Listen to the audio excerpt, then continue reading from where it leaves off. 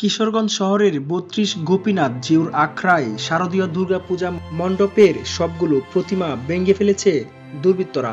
এই ঘটনায় হিন্দু সম্প্রদায়ের লোকজনের মধ্যে আতঙ্ক বিরাজ করছে। ঘটনার পর জরুরি বৈঠক করছে জেলা প্রশাসন। জড়িতদের গ্রেফতারে অভিযান চলছে বলে জানান পুলিশ সুপার।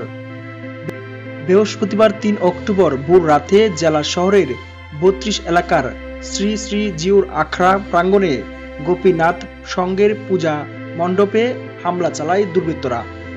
ভাঙচুর করা হয় মণ্ডপের সবগুলো প্রতিমা।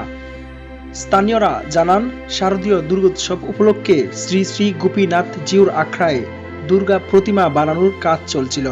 গত ভোর রাতে কে বা কারা আখড়ার দেয়াল টপকে ভিতরে ঢুকে দুর্গা, কার্তিক, গণেশ সহ সবগুলো প্রতিমা ভেঙে ফেলে।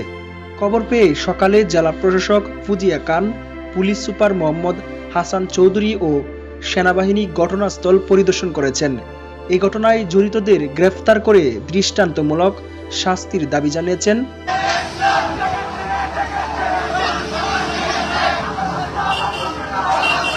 সনাতন ধর্মাবলম্বীরা।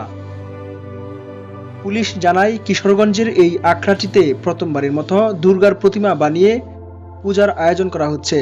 রাতভর নিরাপত্তার কারণে কড়া পাহারায় আখড়ায় স্থানীয় গোপীনাথ সংঘ সংগঠনের ছেলেরা মন্দির পাহারায় ছিলেন। রাত 3:30 পর্যন্ত সংগঠনের 5 সদস্য জেগেছিলেন। এই ঘটনায় হিন্দু সম্প্রদায়ের লোকজনের মধ্যে আতঙ্ক বিরাজ করছে। জড়িতদের গ্রেফতার করে আইনের আওতায় আনা হবে বলে জানিয়েছেন পুলিশ সুপার।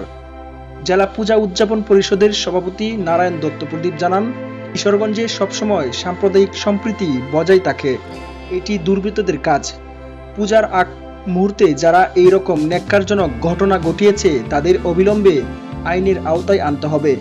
কিশোরগঞ্জের পুলিশ সুপার মোহাম্মদ হাসান মাহমুদ জানান, ঘটনার খবর পেয়ে আমরা ঘটনাস্থল পরিদর্শন করেছি। জেলা প্রশাসক ও সেনাবাহিনীর ঊর্ধ্বতন কর্মকর্তারা ঘটনাস্থল পরিদর্শন করেছেন।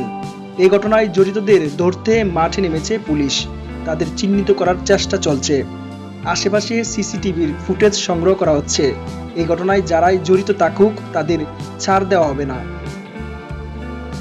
এদিকে এই ঘটনার পর দুপুরে কিশোরগঞ্জ জেলা প্রশাসক ফুজিয়া খানের সভাপতিত্বে কালেক্টর সভাকক্ষে জরুরি বৈঠক অনুষ্ঠিত হয়েছে।